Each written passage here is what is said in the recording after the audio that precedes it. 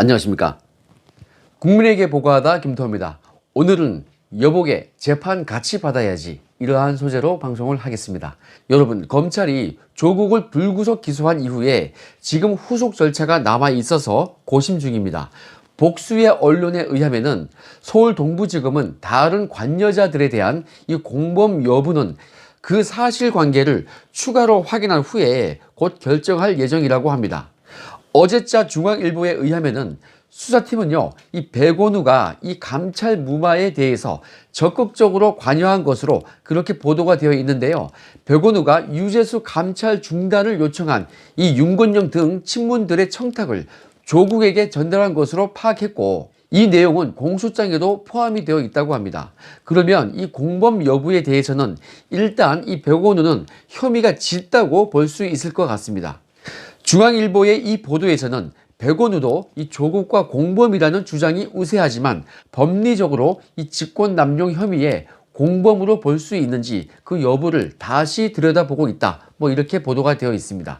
여러분, 어떤 언론에서는 백원우가 이 조국의 부하 직원이기 때문에 직권남용 혐의 적용이 어렵다는 그러한 의견도 있는데요. 그건 잘 모르고 하는 얘기인 것 같습니다.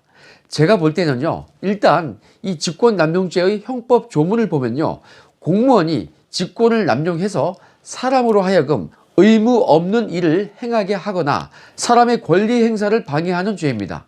이렇게 하면은 5년 이하의 징역과 10년 이하의 자격정지 또는 1,000만 원 이하의 벌금에 처한다. 이렇게 규정이 되어 있습니다. 참 처벌이 센 편이죠. 그래서 그동안 직권남용죄로 구속이 많이 되었던 것입니다. 여러분, 이 직권남용죄는요, 한마디로 이겁니다. 유재수 감찰을 무마했던 이 조국의 행위를 이것을 한번 예로 들어보겠습니다. 겉으로 보기에는 자기 권한을 이용해서 그렇게 일을 한 것처럼 보인단 말이에요. 그런데 이 속을 들여다보면은 정당한 권한 밖의 행위를 했다. 딱 이거인 것입니다.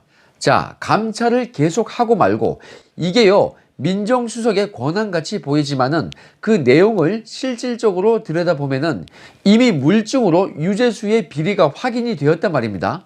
그러니까 그렇게까지 나쁜 행위를 한 것을 알면서 그 감찰을 중단시킨 거, 이것은 불법이란 얘기죠. 이것을 판례에서는 이렇게 표현을 합니다.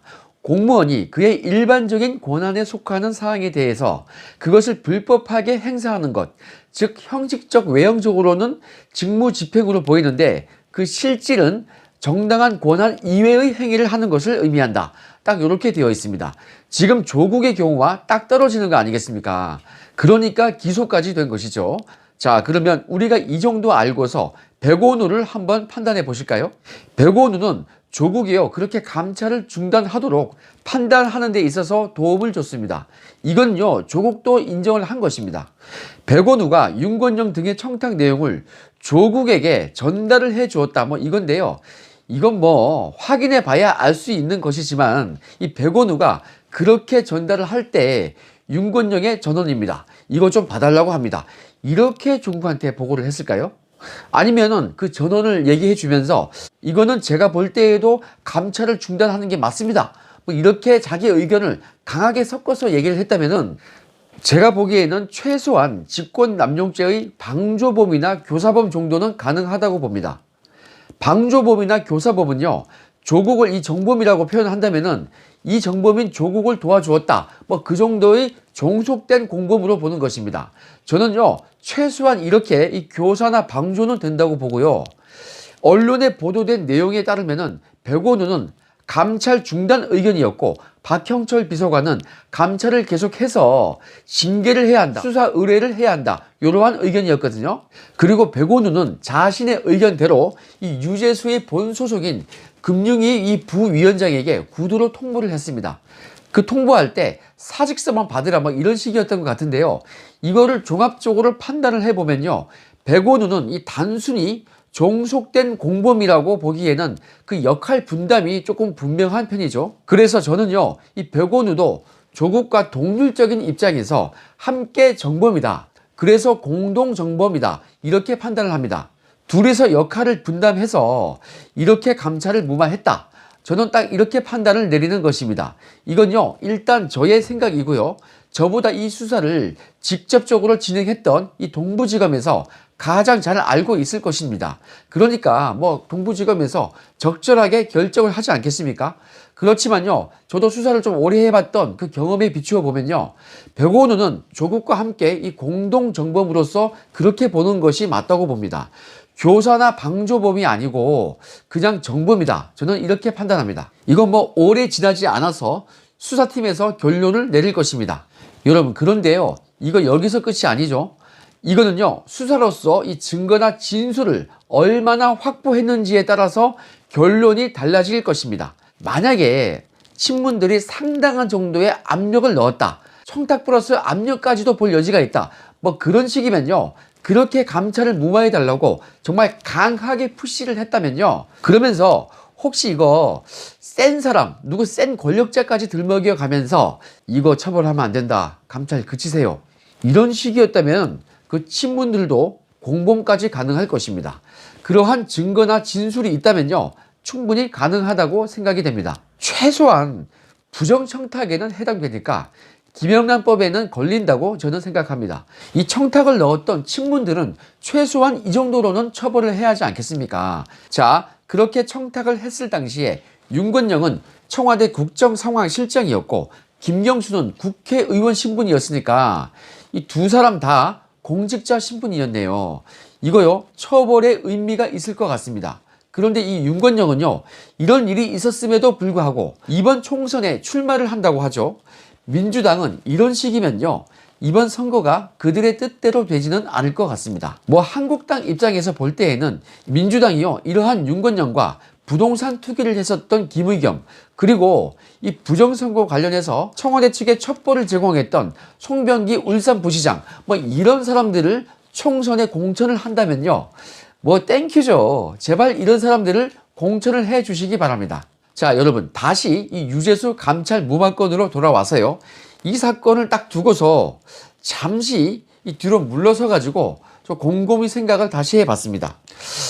이 사건, 윤건영과 김경수는 왜 그런 청탁을 했을까? 일단 이 유재수가 구명 로비를 했을 것입니다. 뭐 가만히 있지 않았겠죠.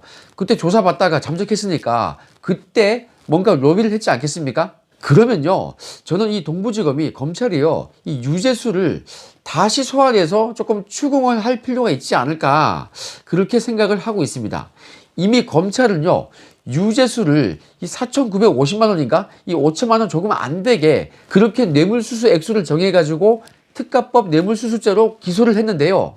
검찰이 만약에 이 공소장을 변경해가지고 뇌물수수액이 50만 원이라도 더 많아진다면은, 더 추가된다면은, 이거 뇌물수수 액수가 5천만 원 넘어가죠? 그러면요, 그 50만 원 때문에 양형 차이가 확 나는 거예요. 유재수가 정말 큰일 나는 거거든요. 입장이 이러하다면 유재수도 누구한테 구명 로비 했는지 이거 사실대로 얘기를 해야죠. 저는요, 이러한 그 청탁, 구명 로비, 이러한 진상을 조금 더 수사로 밝혀져야 한다고 생각합니다. 윤건영, 김경수가 어떠한 경위로 누구의 부탁을 받고서 그렇게 그 백오누나 조국에게 감찰 중단을 요구한 건지 아직 명확하지는 않습니다. 그러니까 이 수사는요, 언론에 나온 바와 같이 아직은 진행 중인 것입니다. 그리고 수사할 내용이 많이 남아 있는 것입니다. 이 수사할 내용이 많이 남아 있다, 이거요, 매우 중요한 것입니다. 여러분, 이렇게 친문들의 이 감찰 무마 청탁, 그 배경이 무엇인지, 어떤 큰 권력자가, 우리가 모르는 그러한 큰 권력자가 뒤에서 숨어가지고 지시한 것은 아닌지, 그런 것을요, 좀 속 시원하게 그것을 밝혀야 하는 숙제가 남아 있는 것입니다. 그래서 여러분, 이번 검찰 중간 간부 인사 때요, 만약에요, 이 추 장관과 이 청와대 측이 이 서울 동부지검의 형사 6부 이 수사팀을 날려버린다면요, 이건요, 자신들, 즉 친문들에 대한 수사를, 이것을 방해하기 위해서 수사 실무진을 와해를 시켜버리는 것이니까 이거야말로 딱 떨어지는 직권남용죄가 될 것입니다. 만약에요, 이렇게 수사 실무팀까지 와해를 시켜버리면요, 이거요, 직권 수사했다고 없애는 꼴이니까 너무도 파렴치하고 죄질이 나쁘지 않겠습니까? 그래서 아직도 동부지검은 수사 중이다, 이것이 중요합니다. 수사할 것이 많이 남아있다, 이것이 중요한 것입니다. 수사가 마무리도 안 됐고 한참 진행 중인데 더 큰 배경과 숨어 있는 사람을 찾아야 되는데 그것을 못하도록 막았다. 이번 인사 때 이상한 인사를 한다면 딱 그런 꼴이 되지 않겠습니까? 그래서요, 저는 이럴수록 서울동부지검이 더 수사를 강하게 밀고 나가야 한다고 봅니다. 그랬을 때 그들이요, 이 수사팀을 와해시켜 버린다면 더더욱 역풍이 부는 것입니다. 죄질이 더욱 안 좋아지는 거죠. 여러분, 이제 이 서울 동부지검의 이 수사는요, 클라이막스를 넘어서 마무리 단계로 향해 가고 있습니다. 혹시나 이 친문들이 공범인지 여부, 이러한 또 다른 클라이막스가 하나 더 있는 것인지 조만간 밝혀질 것입니다. 여러분, 최소한 이 백원우는 공범으로 처벌될 가능성이 매우 크지 않겠습니까? 온갖 악행을 저질렀던 이 민정수석 1기 라인들, 특히 이 조국과 백원우, 이 사람들이요, 자신들이 했던 행위만큼 그 응당의 대가를 받아야 할 것입니다. 자, 조만간 이 모든 것이 밝혀질 것을 기대하면서 오늘 방송은 여기까지 하겠습니다. 오늘 방송 흥미로우셨으면 구독 버튼 클릭 한번 부탁드리겠습니다. 자, 그럼 내일 또 좋은 영상으로 찾아뵙겠습니다. 행복한 한 주 되시기 바랍니다. 감사합니다.